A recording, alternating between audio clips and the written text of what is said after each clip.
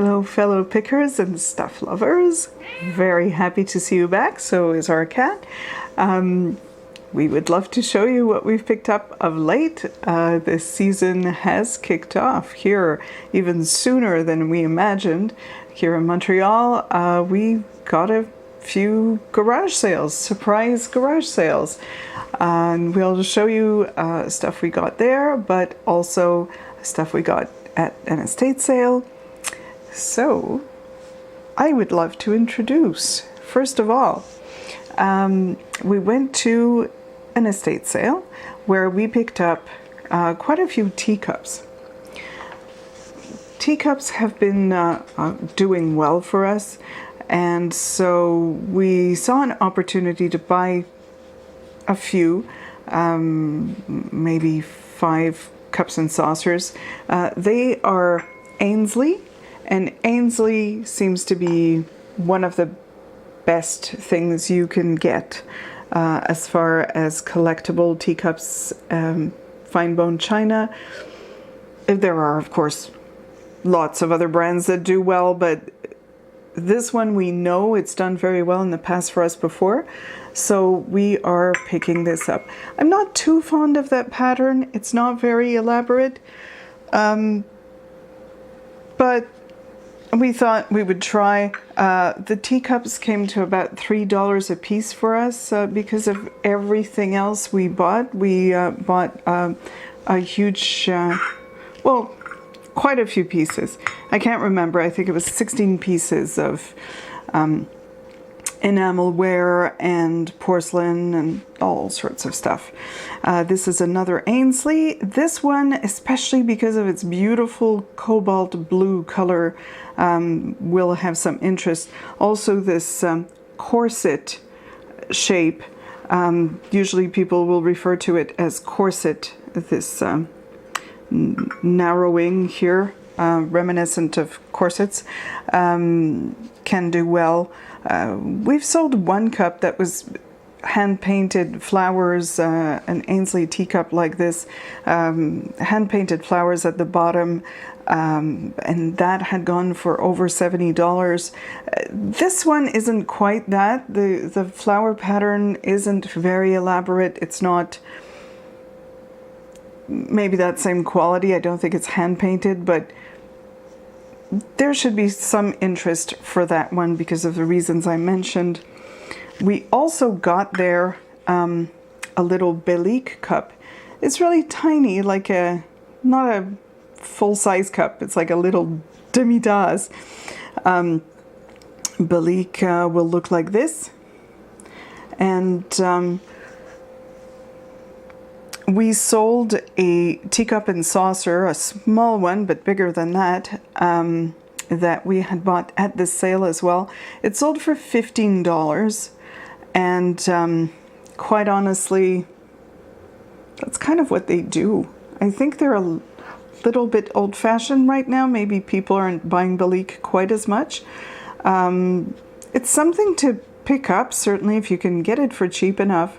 This would have cost us about $3, and I don't know. We're doing a flea market next weekend. I'm thinking of taking it there maybe and just taking a few dollars for it, because by itself I don't think it's going to be worth the trouble. From the same sale we got this glass bowl. Really love the frosted effect. The asymmetrical lines, there's a lot of interest there. It's just a lovely thing to look at, and it's made by Villeroy and Boch. I'm not sure if you'll see the markings, probably not, but it is made by Villeroy and Boch, and usually their stuff is quite sought after, very good quality, usually great design. So again, that was $3, and we thought it would be fun to see what we would get for it, because we've sold Villeroy and Boch porcelain, but not glass. So we thought that's a great opportunity to learn about that. From the same estate sale, $3. I was really interested in this piece because of the wonderful enamel detail, guilloche detail here, all painted. There's a piece of Scotch tape over it that's so the rest of the powder inside doesn't escape. So for now, I'm leaving it there. So it was interesting. The person taking care of doing the sale told us, "Oh yeah, that's a nice little salt shaker, you know." And they're estate runners. They do this professionally, and we know her quite well. And I thought, no, she missed that. I said, "That's not a salt shaker, I think. It's got one hole." But even more telling for me is the fact that this very delicate feminine decoration is really a vanity piece. It's for your boudoir. Salt cellars, sometimes salt shakers, can be elaborate, but they would be elaborate like all silver, let's say. You wouldn't have enamel and hand painted, and also the size. And I think if you check in there, you're going to find that this is powder. It's talcum powder. It's for your vanity, probably part of a vanity set. That may be silver plate. Not so interested in that. I think that can be interesting because of the enameling. Moving on from that sale, a church bazaar recently. My husband went there first. I work during the daytime, so I can't, but I get twice the fun because he tells me what was there and who was there and what was going on. And he finds things like this sewing machine. It's a Bernina, and it's made in Switzerland. We have the case and the foot pedal. He cleaned it, and we just love the probably 60s, 70s design. It has a lot of style for a sewing machine, and seems to be in very good condition. It comes with some attachments. It was $15. And I love that he will experiment with things like that, you know, and just think, well, yeah, sewing machines. This one's neat, and it's got a very particular style, and it's not just the standard thing. It's made in Switzerland. It's probably good quality, and we saw that it can go for something like $150. So definitely a great buy. I think that will go well. From the same sale, here is a motoring teapot. I wasn't there for this either, but my husband saw it. It was the first thing he saw when he came in the door. It was a huge amount of people, and everybody was kind of trying to make their way and just almost knocking you over. But he thought, that's unusual. And before he decided to go into any other rooms, he just grabbed that and thought, well, that'll be done. I think he paid $2 for it. It's made by Sadler. That's Sadler. That's a British maker. And it's a race car. And it's a novelty teapot. And there are collectors of novelty teapots. And of course, I'll show you the mark as well. And just the fact that it's in very good condition. There doesn't seem to be any crazing, any chips, anything. We saw a similar one that actually went for over $100, and it had a lot of crazing on it. So we're really excited. We put this one up for auction to give it a chance so that it could find its own price, you know, so that people who wanted to bid it up could give it a go, and so that we don't price it for less than it's worth. Because if we decide, oh, well, you know, it's probably $75, hey, maybe someone would be happy to bid on it for $150. So we put it up for auction. We started at $99.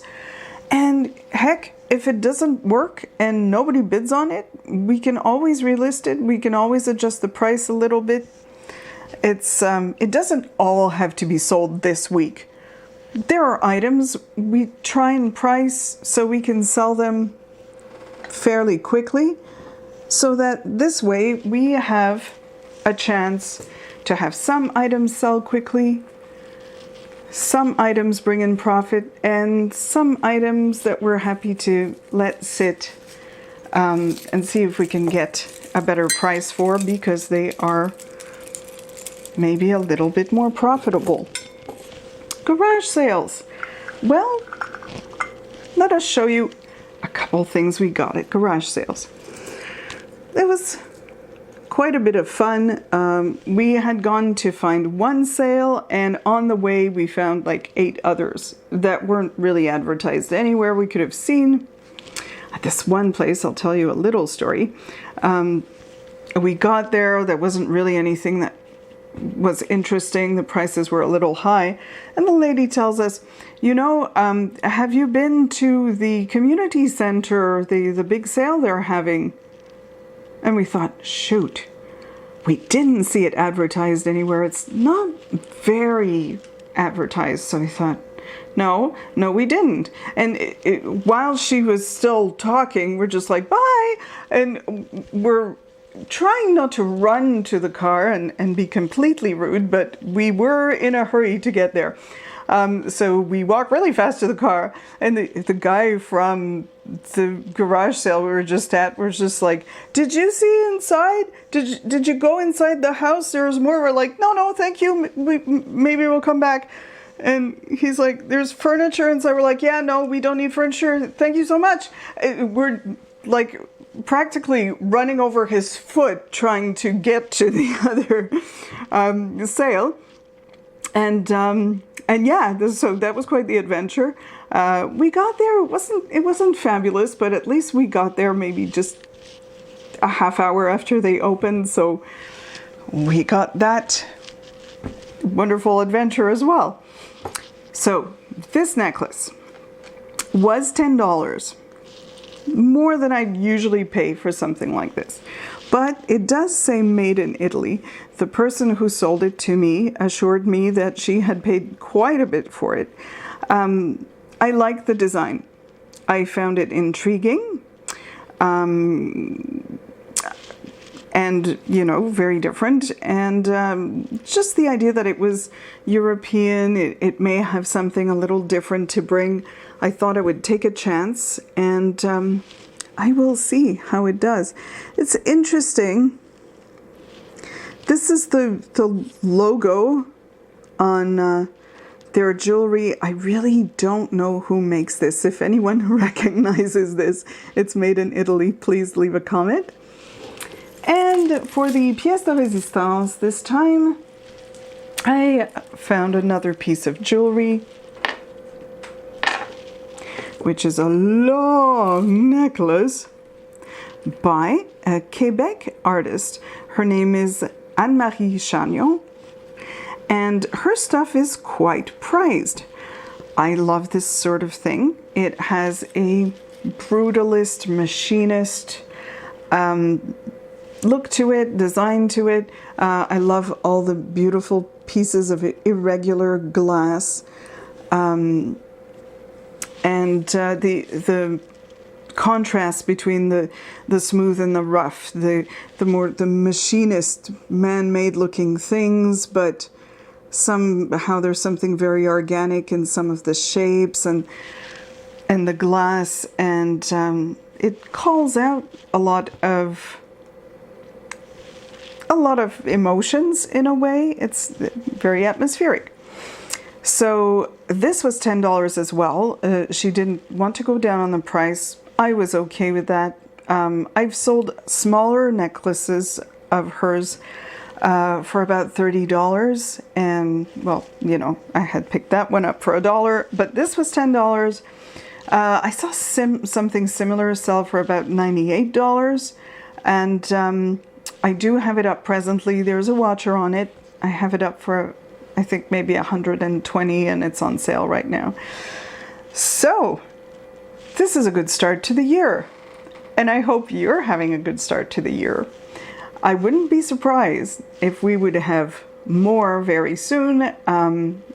We bought not a ton of things. We're trying to be selective, but a few more things from those sales that might pop up in the next video. And we are doing a flea market next week. It'll be fun to report bits and pieces maybe about that.